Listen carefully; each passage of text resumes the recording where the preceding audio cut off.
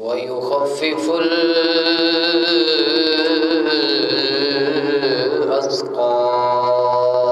الأثقال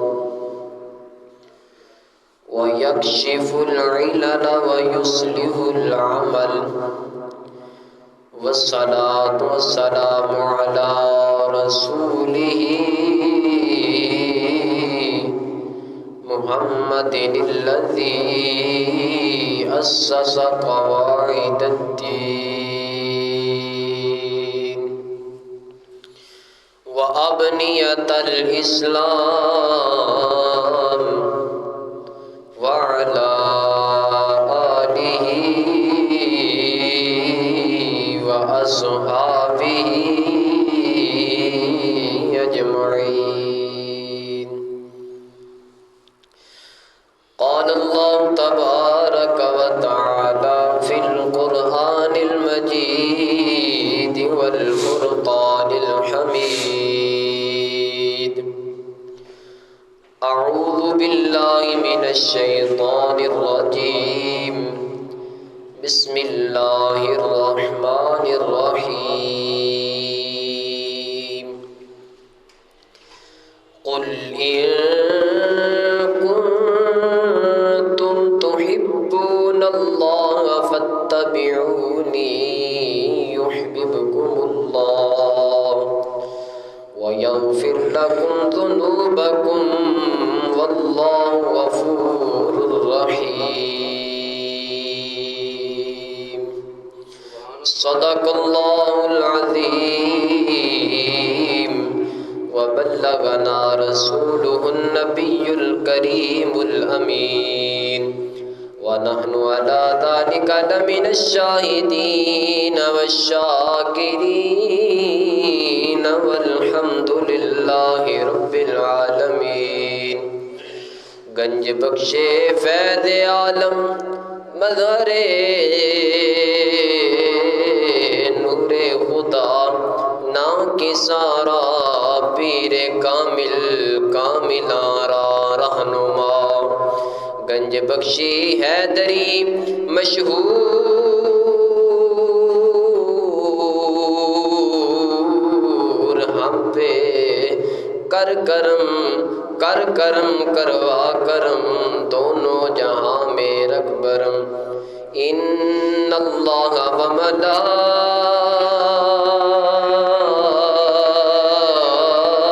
ملائکتہ یصلون علی النبی یا ایہا الذین آمنوا صلوا علیہ وسلموا تسلیما. الصلاة والسلام عليك يا سيدي يا رسول الله وعلى آلك وصحابك يا سيدي يا حبيب الله. الصلاة والسلام عليك يا شفيع المذنبين وعلى آلك وأصحابك يا جد الحسن والحسين.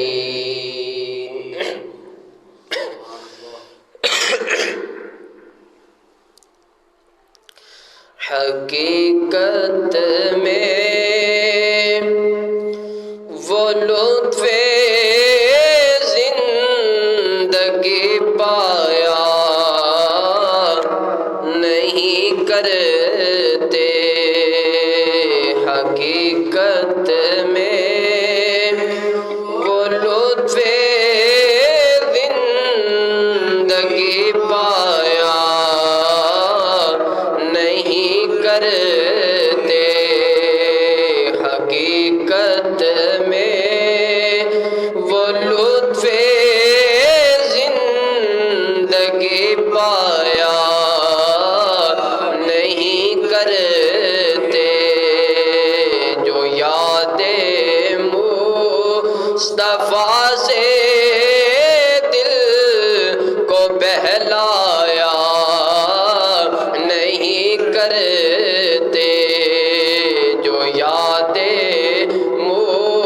مصطفیٰ سے دل کو بہلایا نہیں کرتے، حقیقت میں وہ لطف زندگی پایا نہیں کرتے، حقیقت میں وہ لطف زندگی پایا نہیں کرتے، جو یاد مصطفیٰ سے دل کو بہلایا نہیں کرتے۔ آقا حضور صلی اللہ علیہ وآلہ وسلم کے دربار کا ادب کیا ہے اور وہاں پر ملتا کیسے ہے؟ یہ دربار محمد ہے جہاں ملتا ہے بن مانگے۔ ہمارا یہ عقیدہ اور ایمان ہے کہ نبی علیہ الصلوۃ والسلام ہمارے دل سے واقف ہیں اور ہمارے دل کو جانتے ہیں کہ ہم اپنے دل کے اندر کیا مانگنا چاہتے ہیں، اور سرکار کا دربار ایسا ہے کہ وہاں بن مانگے مانگنا نہیں پڑتا، بغیر مانگے ہی سرکار عطا فرما دیتے ہیں اپنے امتی کو۔ یہ دربار محمد ہے جہاں ملتا ہے بن مانگے، ارے ناداں یہاں دامن کو پھیلایا نہیں کرتے، تمہیں دامن پھیلانے کی ضرورت ہی نہیں پڑے گی، کیونکہ سرکار کا در ایسا ہے بغیر مانگے بن مانگے سرکار عطا فرما دیتے ہیں۔ یہاں دامن کو پھیلانا نہیں پڑتا، ارے ناداں یہاں دامن کو پھیلایا نہیں کرتے، حقیقت میں وہ لطف زندگی پایا نہیں کرتے، جو یاد مصطفیٰ سے دل کو بہلایا نہیں کرتے۔ اللہ تعالیٰ کی حمد و ثنا کے بعد درود امام الانبیاء شب ازرا کے دولہ مدینے کے تاجدار سید انس و جاں مصطفیٰ جان رحمت جناب محمد مصطفیٰ صلی اللہ علیہ وآلہ وسلم کی بارگاہ کے اندر نہایت ہی ادب کے ساتھ انکساری کے ساتھ پیش کرنے کے بعد تمام معزز سامعین کرام، جہاں تک میری آواز جا رہی ہے، میری ماؤں کو، بہنوں کو، تمام اہل اسلام کو میری طرف سے السلام علیکم ورحمۃ اللہ وبرکاتہ۔ اللہ تعالیٰ کی توفیق خاص سے اللہ تعالیٰ نے یہ ایک مرتبہ پھر ہمیں دنوں کا سردار جمعۃ المبارک کی یہ پیاری گھڑیاں عطا فرمائیں، اور اس دن اس جمعۃ المبارک پر میں جو عنوان لے کر حاضر خدمت ہوا، امیر المؤمنین خلیفۃ المسلمین حضرت امیر معاویہ رضی اللہ تعالی عنہ، اور اس کے ساتھ ساتھ نبی علیہ الصلوۃ والسلام کے اصحاب کا آقا حضور علیہ الصلوۃ والسلام سے والہانہ پیار اور محبت اور دور حاضر کی موجودگی کے تحت سیاست کے حوالے سے کچھ 2-3 باتیں کر کے اپنی گفتگو کو وائنڈ اپ کروں گا۔ دعا گو ہوں کہ اللہ تعالیٰ مجھے حق اور سچ اور قرآن و حدیث کے مطابق بیان کرنے کی توفیق عطا فرمائے، اور آپ احباب کو سنا کر اس کو یاد رکھنے اور اس پر عمل کرنے کی توفیق عطا فرمائے، کیونکہ آج کل کے دور حاضر کے مطابق جناب خلیفۃ المسلمین حضرت امیر معاویہ رضی اللہ تعالیٰ عنہ کے بارے میں بہت زیادہ گفتگو لوگ کرتے ہیں، لیکن ہمارا عقیدہ اور ہمارا ایمان جو ہمارے استاد محترم نے ہمیں جو درس دیا ہے وہ یہی ہے کہ بلکہ آج لوگ یہ کہتے ہیں کہ ان کا عمل یہ تھا، یہ تھا، یہ تھا۔ میں نے کہا کہ عمل کو تو دیکھنا ہی نہیں ہے، جو وصف صحابیت ہے، جو حضور نبی کریم علیہ الصلوۃ والسلام کو دیکھنے سے حاصل ہوتی ہے، وہ تو نگاہ مصطفیٰ سے حاصل ہوتی ہے، اس کے ساتھ عمل کا کوئی دخل نہیں ہے، اس کے ساتھ کوئی ان کے کارنامے کا دخل نہیں ہے۔ فقط یہ ہے کہ جنہوں نے نبی کریم علیہ الصلوۃ والسلام کو ایمان کی حالت سے دیکھا اور ان کا خاتمہ ایمان پر ہوا، وہ صحابی ہے۔ وصف صحابیت یہ ہے۔ اور پھر حضرت امیر معاویہ رضی اللہ تعالیٰ عنہ میرے نبی کے وہ صحابی، وہ میرے نبی کے غلام، جن کے لیے نبی کریم علیہ الصلوۃ والسلام نے دعا کی، یا رب العالمین امیر معاویہ کو علم اور حلم عطا فرما، علم اور حلم عطا فرما۔ اور جن کی آڑ لے کر آج لوگ باتیں کرتے ہیں کہ حضرت مولا مرتضیٰ شیر خدا، مشکل کشا، حاجت روا حضرت مولا علی رضی اللہ تعالیٰ عنہ کا فرمان ہے۔ آپ فرماتے ہیں کہ حضرت امیر معاویہ رضی اللہ تعالیٰ عنہ کو کبھی بھی برا نہ کہنا۔ آپ کا یہ فرمان ہے کہ آپ کو کبھی بھی کسی بات کے اندر کوئی لان تان، کوئی شب و ستم کرنے کی ضرورت نہیں ہے، کیونکہ حضرت امیر معاویہ رضی اللہ تعالیٰ عنہ وہ ہیں جو کاتب وحی بھی ہیں، اور 163 احادیث آپ سے مروی ہیں، 163 حدیث کے راوی ہیں حضرت امیر معاویہ رضی اللہ تعالیٰ عنہ۔ اور حضرت امیر معاویہ رضی اللہ تعالیٰ عنہ وہ شان والے، وہ مقام والے، وہ مرتبے والے صحابی ہیں۔ اور آج ہم نے یہ تقاضا کر لیا ہے کہ ہمیں اپنا آپ تو سدھرتا نہیں، ہم اپنے آپ کو تو سنوار نہیں سکتے، لیکن وہ لوگ جنہوں نے اس دین متین کے لیے اپنی قربانیاں پیش کی، جن کی وجہ سے اسلام اس دنیا کے اندر پھیلا، اور ان لوگوں کے بارے میں آج ہم بات کرتے ہیں۔ ہمیں سوچنا چاہیے کہ اس ملک کے اندر، اس دور حاضر کے اندر ہی دیکھ لیجئے کہ ایک لوور کورٹ ڈسٹرکٹ کورٹ کے خلاف نہیں بول سکتی، اور ایک ڈسٹرکٹ کورٹ ہائی کورٹ کے خلاف نہیں بول سکتی، ایک ہائی کورٹ سپریم کورٹ کے خلاف نہیں بول سکتی، تو پھر جماعت اہل سنت جماعت صحابہ کے بارے میں کیسے بول سکتی ہے؟ پھر جماعت صحابہ جماعت انبیاء کے بارے میں کیسے بول سکتی ہے؟ ہم پوچھا جائے کیا آپ جماعت انبیاء ہیں؟ کیا آپ جماعت صحابہ ہیں؟ کہتے نہیں، نہ ہم جماعت صحابہ ہیں نہ جماعت انبیاء ہیں۔ تو پوچھا جائے کیا ہے؟ تو کہتے ہیں ہم جماعت اہل سنت ہیں۔ تو پھر اپنے مقام اور مرتبے کو سمجھ کر پھر تم کسی صحابی کے بارے میں بات کرنا۔ تمہارا مقام جماعت اہل سنت ہے، اور کسی اہل سنت والے کو یہ حق نہیں پہنچتا کہ وہ نبی علیہ الصلوۃ والسلام کے کسی بھی غلام کے بارے میں کوئی نرم بات کرے۔ اور حضرت امیر معاویہ رضی اللہ تعالیٰ عنہ وہ شان والے صحابی، وہ مقام والے صحابی، حضرت مجدد الفسانی امام ربانی رحمت اللہ تعالیٰ علیہ، آپ نے بڑی پیاری بات لکھی۔ آپ کہتے ہیں کہ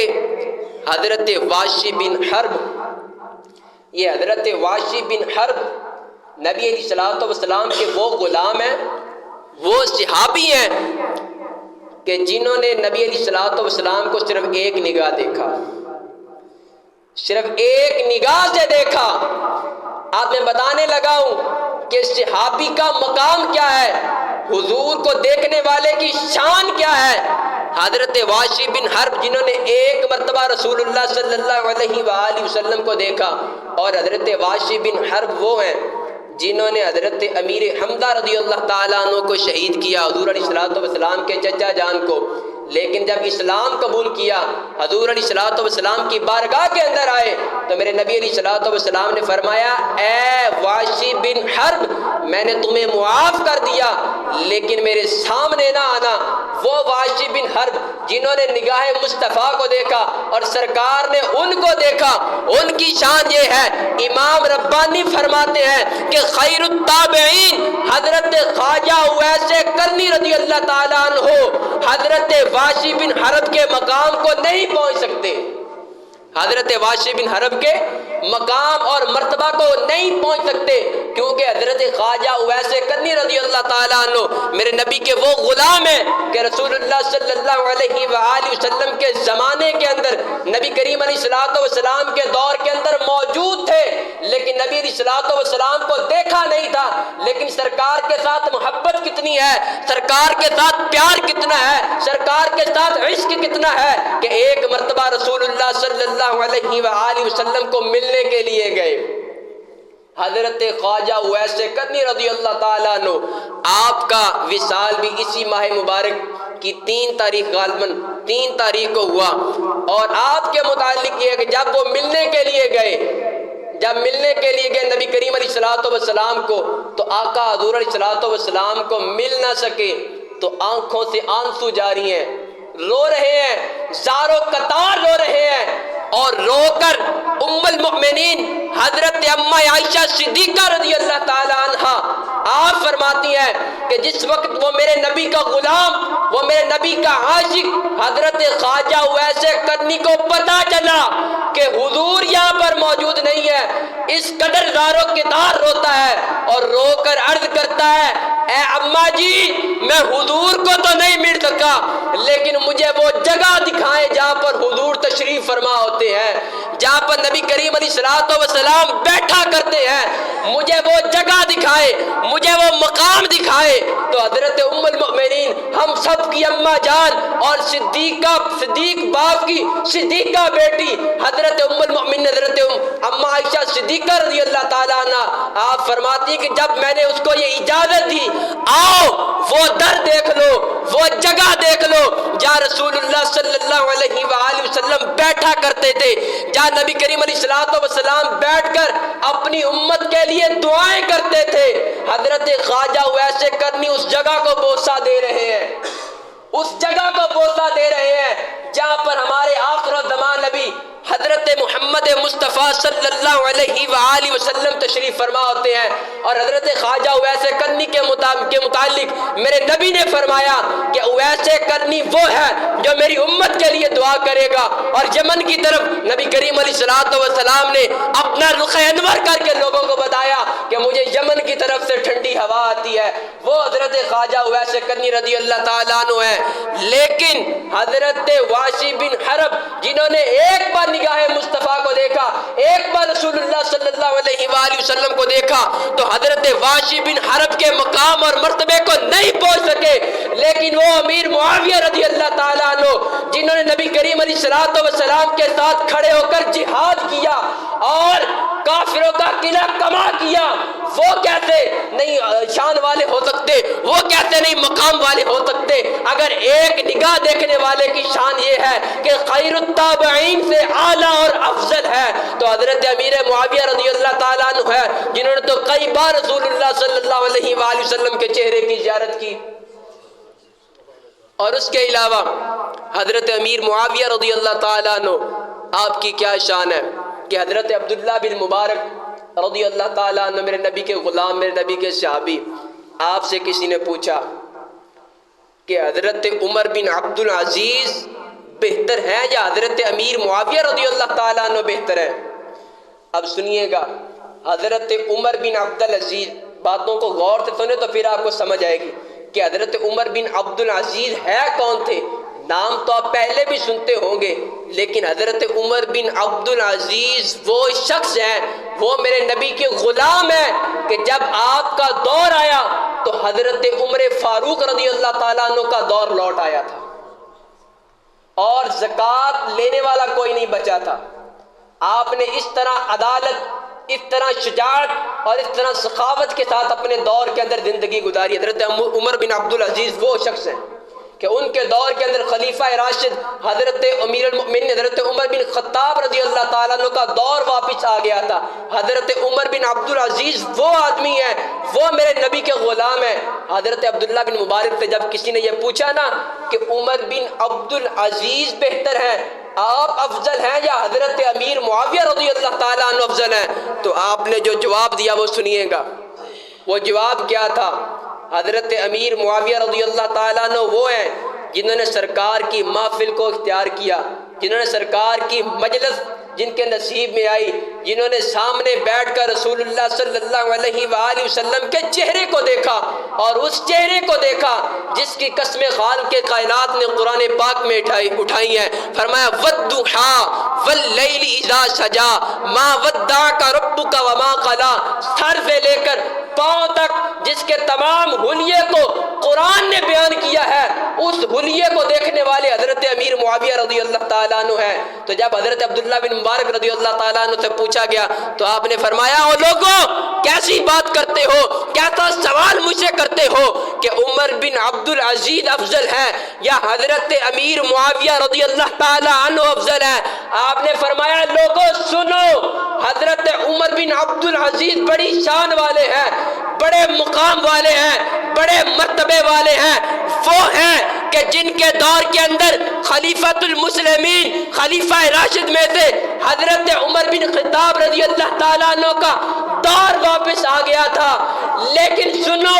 حضرت امیر معاویہ رضی اللہ تعالیٰ عنہ وہ ہے جنہوں نے رسول اللہ صلی اللہ علیہ وآلہ وسلم کے ساتھ کھڑے ہو کر شانہ بشانہ جہاد کیا، اور فرماتے ہیں کہ جس سواری پر کھڑے ہو کر آپ نے جہاد کیا وہ گھوڑا جس کے چلنے کے ساتھ جو گرد اڑی، جو مٹی اڑی، وہ مٹی اڑ کر اس گھوڑے کی ناک کے اندر گئی. حضرت عمر بن عبدالعزیز اس نبی کے صحابی، اس نبی کی اس سواری گھوڑے کی سواری جو ہے اس کے ناک کے اندر جو مٹی گئی، حضرت عمر بن عبدالعزیز اس کا بھی مقابلہ نہیں کر سکتے. حضرت عمر بن عبدالعزیز اس کا بھی مقابلہ نہیں کر سکتے کہ اتنی شان والے ہیں حضرت امیر معاویہ رضی اللہ تعالیٰ عنہ جنہوں نے نبی کریم علیہ الصلوۃ والسلام کی صحبت اختیار کی ہے، نبی کریم علیہ الصلوۃ والسلام کو براہ راست دیکھا ہے، رسول اللہ صلی اللہ علیہ وسلم سے اپنے منہ آپ سرکار کے مبارک منہ سے حدیث رسول سنی ہے، اور اس کے بعد آپ نے 163 حدیثیں آپ نے راوی ہیں، آپ ان کے راوی ہیں جو آپ نے روایت کی ہیں. لیکن آج جو بات کریں وہ کرتا رہے، لیکن ہمارے استاد محترم نے تو ہمیں یہی درس دیا ہے کہ جس سے حضرت امام حسن رضی اللہ تعالیٰ عنہ نے سلو کی ہے اس سے ہم جنگ نہیں کر سکتے، لیکن جس سے حضرت امام حسین رضی اللہ تعالیٰ عنہ نے جنگ کی ہے اس سے ہم سلو نہیں کر سکتے. اور یہ ہمارا عقیدہ اور ایمان ہے کہ حضرت امام حسن رضی اللہ تعالیٰ عنہ نے حضرت امیر معاویہ رضی اللہ تعالیٰ عنہ سے سلو کی. تو آج کے لوگ یہ بہتر ہے ان سے کہ حضرت امام حسن حضرت امام حسین رضی اللہ تعالیٰ عنہ سے کیا حضرت امام حسین حسنین کریمین کو نہیں پتا تھا کہ میرے بابا کا دشمن کون ہے، میرے بابا کے ساتھ غداری کون کر رہا ہے؟ یہ جتنی بھی روایت ہیں، یہ بخاری مسلم مشکات جتنی بھی حدیث کے کتابیں ہیں یہ تو بعد میں آئی، لیکن امام حسن رضی اللہ تعالیٰ عنہ نے سب سے پہلے حضرت امیر معاویہ رضی اللہ تعالیٰ عنہ کے ہاتھ پر بیعت کی ہے. یہ وہ شان والے صحابی ہیں، یہ وہ مقام والے صحابی ہیں. اور اس کے بعد میں آپ کو بتاتا چلوں کہ نبی کریم علیہ الصلوۃ والسلام کے ساتھ جنہوں نے پیار کیا، جنہوں نے آقا حضور علیہ الصلوۃ والسلام کے ساتھ محبت کی ہے، وہ کس طرح محبت کی. آج ایک ہم بھی محبت کرتے ہیں، اپنے آپ کو عاشق رسول کہلواتے ہیں اور غلامی رسول میں یہ موت بھی قبول کے نعرے لگاتے ہیں، لیکن جنہوں نے حقیقت میں رسول اللہ صلی اللہ علیہ وآلہ وسلم پر موت قبول کی ہے وہ کون لوگ ہیں؟ حضرت خالد بن ولید رضی اللہ تعالیٰ عنہ، یہ میرے نبی کے وہ غلام ہیں، جنگ کے دوران اپنے سر پر ایک ٹوپی رکھا کرتے تھے اور اس ٹوپی کے اندر آپ نے نبی کریم علیہ الصلوۃ والسلام کے بال مبارک کو سیا ہوا تھا. حضور کے بال کی کتنی شان ہے. آج ہمارے بھی بال ہیں، اگر تیری اور میری شان حضور کے بال کے برابر نہیں تو تو پھر تم اور میں حضور جیسے کیسے ہو سکتے ہیں؟ حضور کے بال مبارک کی یہ شان ہے کہ حضرت خالد بن ولید رضی اللہ تعالیٰ عنہ جنگ کے دوران جنگ کرتے کرتے آپ کی ٹوپی نیچے گری. جب ٹوپی نیچے گری تو آپ نے ان کو چھوڑ دیا جن کے ساتھ جنگ کر رہے تھے، اپنی ٹوپی کو تلاش کرنا شروع کر دیا، اور جب ٹوپی ملی تو اس کو اٹھا کر اپنے سر پر رکھا. جنگ ختم ہوئی تو جنگ ختم ہونے کے بعد لوگوں نے پوچھا اے خالد بن ولید، وہ جنگ کے میدان کے اندر تو آپ نے کفار کو واصل جہنم کرنا تھا، لیکن جب آپ کے سر سے ٹوپی گری تو پھر آپ ٹوپی کے پیچھے ہو لیے، اس کا کیا مقصد ہے؟ تو حضرت خالد بن ولید رضی اللہ تعالیٰ عنہ نے جو بات کی، انہوں نے کہا اگر مجھے ہر میدان کے اندر فتح حاصل ہوئی ہے تو وہ فقط رسول اللہ صلی اللہ علیہ وآلہ وسلم کے موئے مبارک، سرکار کے بال مبارک جو میں نے اپنی ٹوپی کے اندر سیے ہوئے ہیں، اس کی وجہ سے مجھے فتح حاصل ہوئی ہے. تو جب میری ٹوپی زمین پر گر گئی جس پر سرکار کے بال مبارک تھے تو یہ کیسے ہو سکتا تھا کہ میں فتح حاصل کر سکتا تھا؟ اس لیے میں نے ان کو ترجیح نہ دی بلکہ سرکار مدینہ صلی اللہ علیہ وآلہ وسلم کے جو بال مبارک میری ٹوپی کے اندر سلے ہوئے تھے اس ٹوپی کو میں نے اہمیت دی. اگر حضور کے بال مبارک کی اتنی شان ہے، اتنا مقام ہے، اتنا مرتبہ ہے کہ حضرت خالد بن ولید کو اگر فتح حاصل ہوتی ہے تو وہ فقط حضور کے بال مبارک کی نسبت سے ہوتی ہے، تو پھر جان لیجئے جس کے تن من دھن کے اندر حضور کی محبت رچ بس گئی ہو تو پھر اس کا گزارا حضور کے بغیر کیسے ہو سکتا ہے؟ اس کا گزارا کبھی بھی حضور کے بغیر نہیں ہو سکتا. حضرت خالد بن ولید رضی اللہ تعالیٰ عنہ، آپ نے ایک مسلمان کو واصل جہنم کیا جس کا نام مالک بن نویرہ تھا. مسلمان تھا، کلمہ پڑھتا تھا. بات بڑی سننے والی ہے، قابل غور بات ہے. کلمہ پڑھتا تھا، رسول اللہ کا کلمہ پڑھتا تھا، لیکن حضرت خالد بن ولید نے سر تن سے جدا کر دیا. پوچھے کیوں سر تن سے جدا کیا؟ آج ایک ہم بھی محبت کرنے والے ہیں، آج ایک ہم بھی پیار کرنے والے ہیں، اور آج آپ نے یہ مجھے بتا کر جانا ہے کہ ہم کس سے محبت کرتے ہیں اور آج ہماری محبت ہے کیسی. حضرت خالد بن ولید نے ایک مسلمان کا، رسول اللہ کا کلمہ پڑھنے والے کا سر تن سے جدا کر دیا. تو جب سر تن سے جدا کیا تو پھر ہوا کیا؟ امیر المؤمنین حضرت عمر بن خطاب رضی اللہ تعالیٰ عنہ حضرت ابوبکر صدیق رضی اللہ تعالیٰ عنہ کے پاس آئے، آ کر عرض کرنے لگے اے خلیفۃ المسلمین، اے امیر المؤمنین حضرت ابوبکر صدیق رضی اللہ تعالیٰ عنہ کہ خالد بن ولید نے ایک مسلمان جو رسول اللہ کا کلمہ پڑھتا تھا اس کا سر تن سے جدا کر دیا ہے. ہمیں خالد بن ولید سے حساب لینا ہوگا، ہمیں خالد بن ولید سے حساب لینا ہوگا کہ اس نے رسول اللہ کا کلمہ پڑھنے والے کو کیوں واصل جہنم کیا، کیوں اس کا سر تن سے جدا کیا. لوگوں سنو، جنہوں نے حضور علیہ السلام کے ساتھ محبت کی، حضور کے ساتھ پیار کیا، حضرت عمر فاروق کہنے لگے اے ابوبکر صدیق، حضرت خالد بن ولید سے تلوار واپس لے لے، ان کو ان کی جگہ سے مبذول کر دے، ان کو ان کی وزارت سے ہٹا دے. تو نبی کریم علیہ السلام کے غلام حضرت ابوبکر صدیق رضی اللہ تعالیٰ عنہ نے جو جواب دیا، انہوں نے کہا اے عمر، میں اس سے تلوار واپس کیسے لے سکتا ہوں جس کو تلوار رسول اللہ نے عطا کی ہو، جس کو تلوار رسول اللہ صلی اللہ علیہ وآلہ وسلم نے عطا کی ہو. میں اس تلوار کو واپس کیسے لے سکتا ہوں؟ میں اس تلوار کو کبھی بھی واپس نہیں لے سکتا. لیکن اس کے بعد حضرت خالد بن ولید کو حضرت ابوبکر صدیق رضی اللہ تعالیٰ عنہ کے پاس بلایا گیا. جب آپ کے پاس بلایا گیا، حضرت عمر فاروق رضی اللہ تعالیٰ عنہ بھی موجود ہیں. تو حضرت ابوبکر صدیق نے پوچھا اے خالد بن ولید، بتاؤ، یہ عمر آج بڑے غصے میں ہے، اس کو بتاؤ کہ تم نے مالک بن نویرہ جو تیرے نبی کا کلمہ پڑھنے والا تھا اس کا سر تم نے تن سے جدا کیوں کیا؟ تو تو سنیے جواب۔ حضرت خالد بن ولید رضی اللہ تعالیٰ عنہ نے کہا کہ میں نے اس کا سر تن سے جدا اس لیے کیا ہے کہ جب میں اس کے پاس گیا میں نے اس کو کہا کہ اے مالک بن نویرہ،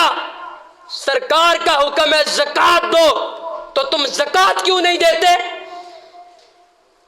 حضرت خالد بن ولید رضی اللہ تعالیٰ عنہ آپ فرما رہے ہیں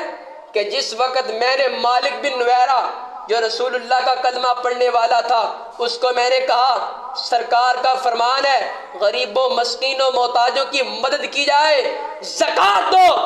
تو جو اس نے آگے سے جملہ بولا اس نے کہا اے خالد بن ولید تو ہٹے نبی، میں پنجابی میں کر رہا ہوں، تو ہٹے نبی چلو ظاہری حیات کے اندر موجود سن، زکوٰۃ دا اس ویلے سی، صرف اتنی گل کی تھی تو ہٹے نبی، اے نہیں آکھیا ساڈے نبی، بلکہ اسی تا اے آکھدے ہیں یا رسول اللہ ہمارے ہیں، ہمارا تن بھی آپ کا، ہمارا من بھی آپ کا۔ خالد مالک بن نویرہ نے تو ہٹے نبی کر کے مخاطب کیتا تے حضرت خالد بن ولید نے سر تن سے جدا کر دیا، صرف جس نے اتنا جملہ بولا کہ تیرے نبی کی ظاہری حیات کے اندر زکوٰۃ تھی، اب زکوٰۃ نہیں ہے۔ خالد بن ولید نے اس کا سر تن سے جدا کر دیا۔ جب حضرت ابوبکر صدیق کی عدالت کے اندر یہ فیصلہ موجود تھا تو آپ نے کہا اے خالد بن ولید تم نے جو کیا ٹھیک کیا ہے، تم نے جو کیا ٹھیک کیا، کہ جس نے فقط یہ جملہ کہا کہ تیرے نبی، یہ نہیں کہا ہمارے نبی، اس کا سر تن سے جدا حضرت خالد بن ولید نے کر دیا۔ آج مجھے بتاؤ آج کتنی گستاخیاں رسول اللہ صلی اللہ علیہ وآلہ وسلم کے بارے میں ہو رہی ہیں؟ آج ہمارا ضمیر کدھر ہے؟ آج ہم کدھر سو چکے ہیں؟ ہمیں کچھ معلوم نہیں، ہمیں اتنی بھی پہچان نہیں کہ کون ختم نبوت کا تحفظ کرنے والا ہے، کون ناموس رسالت پر اپنی جان قربان کرنے والا ہے۔ فقط ہمارے پاس اپنی برادری بچی، ہمارے پاس ہماری رشتہ داریاں بچی کہ ہمارا فلاں رشتہ دار ہے، ہمارا فلاں برادری کا بندہ ہے جو آج الیکشن پر کھڑا ہے، ہم نے اس کو ووٹ دینا۔ آپ نے نسبت رسول اللہ نہیں دیکھی۔ نبی کے غلام نے تو صرف اتنی بات پر سر تن سے جدا کر دیا۔ آج کیا کچھ نہیں ہوا، رسول اللہ صلی اللہ علیہ وآلہ وسلم کے خلاف خاکے بنائے گئے۔ آج لوگ کہتے ہیں کہ ان مولویوں اور پیروں کا سیاست سے کیا تعلق ہے؟ میں کہنا چاہتا ہوں بتاؤ امام الانبیاء سے بڑا بھی کوئی سیاسی تھا؟ حضرت ابوبکر صدیق رضی اللہ تعالیٰ عنہ سے بڑا کوئی سیاسی تھا؟ حضرت عمر فاروق رضی اللہ تعالیٰ عنہ سے بڑا کوئی سیاسی تھا؟ لیکن جب تک امام الانبیاء رہے اس وقت سیاست مسجد میں رہی، جب حضرت ابوبکر صدیق رہے تو سیاست مسجد میں رہی، جب حضرت عمر فاروق رہے تو سیاست مسجد میں رہی، جب حضرت عثمان غنی رہے تو سیاست مسجد میں رہی، جب حضرت مولا مرتضیٰ رہے تو سیاست مسجد میں رہی، اور سیاست جب مسجد سے نکلی اس وقت وہ یزید لعین آیا جس نے اسلام کی حدوں کو پامال کیا۔ آج ہم دعویٰ کرتے ہیں فقط رسول اللہ صلی اللہ علیہ وآلہ وسلم کی محبت کا، اور کیا کسی شاعر نے کہا دل میں عشق محمد نہیں ہے اگر کلمہ سننے سنانے سے کیا فائدہ، قلب میں شوق طیبہ نہیں ہے اگر قلب کے اندر حضور کا پیار نہیں ہے، قلب میں شوق طیبہ نہیں ہے اگر تو مکے جا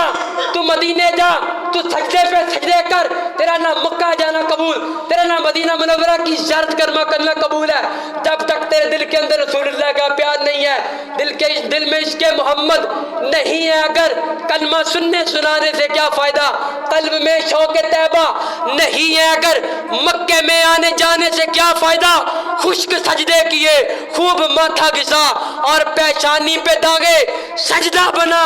قلب داغے محبت سے خالی رہا، یوں ہی ماتھا گھسانے سے کیا فائدہ۔ جب تیرا دل حضور کی محبت سے خالی رہا پھر تو جتنے مرضی لمبے سجدے کر، ان سجدوں کا کوئی مقصد نہیں ہے۔ لیکن میں صرف اتنا یہ بات آپ کو بتانا چاہتا ہوں، میرا کسی کے ساتھ کوئی تعلق نہیں، لیکن ان کے ساتھ ضرور تعلق ہے جن کا تعلق حضور کے ساتھ ہے، ان کے ساتھ میرا تعلق ضرور ہے جن کا تعلق حضور کے ساتھ ہے۔ اور ہمارا یہ مشن ہے عزت بھی اسی کی ہوگی جو رسول اللہ کی ہوگی، یہ رسول اللہ کے ساتھ ہوگا، عزت اسی کی ہوگی۔ لیکن آج کے دور کے اندر ووٹ کو لوگ اتنی اہمیت نہیں دیتے، یہ کہتے ہیں کوئی نہیں، یہ صرف سیاسیوں کا ہے۔ لیکن یاد رکھو، یہ آپ کا ووٹ دیا ہوا،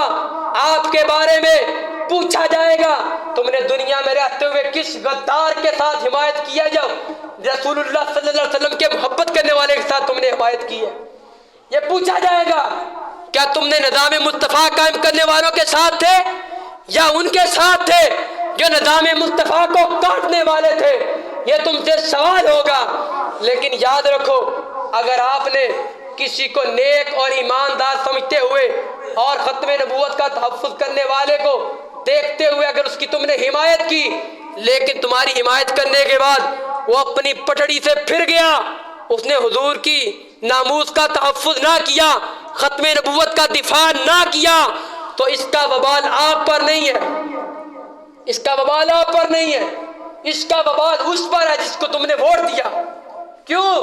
تم نے تو یہ دے کر ووٹ دیا تھا کہ یہ رسول اللہ کی ناموس کی حفاظت کرے گا، یہ حضور کے ختم نبوت کی حفاظت کرے گا، لیکن وہ آگے سے پھر گیا۔ لیکن اگر آپ نے شروع سے یہی دیکھ لیا کہ جو ختم نبوت کے غدار تھے، جو ناموس رسالت کی دھجیاں پامال کرنے والے تھے، تم نے پہلے سے ہی ان کے حق کے اندر حمایت کی، تو پھر اس کے اندر تم بھی گناہگار ہو اور وہ لوگ بھی گناہگار ہیں، اور وہ لوگ بھی گناہگار ہیں۔ لیکن وہ اقبال نے بڑی پیاری بات کی، اس نے کہا ذرہ عشق نبی اپنے دل کے اندر صرف ذرہ حضور کے عشق کا پیدا کر لے، پھر تمہیں خود بخود پتہ چل جائے گا کون حق پر ہے کون نہ حق ہے۔ ذرہ عشق نبی اد حق طلب، سود صدیق کو علی اد حق طلب۔ تو اس طرح محبت کر رسول اللہ سے جیسے حضرت ابوبکر صدیق نے کی، جیسے محبت حضرت عمر فاروق نے کی، جیسے محبت حضرت عثمان غنی نے کی، جیسے محبت حضرت مولا مرتضیٰ نے کی۔ لیکن 8 فروری کو تم نے دیکھنا ہے کس کے اندر صدیق اکبر کی عدالت موجود ہے، کس کے اندر صدیق اکبر کی صداقت موجود ہے، کس کے اندر عمر فاروق کی عدالت موجود ہے، کس کے اندر عثمان غنی کی سخاوت موجود ہے، کس کے اندر مولا مرتضیٰ کی شجاعت موجود ہے۔ یہ تم نے دیکھ کر فیصلہ کرنا ہے۔ انشاءاللہ تعالیٰ فیصلہ کریں گے،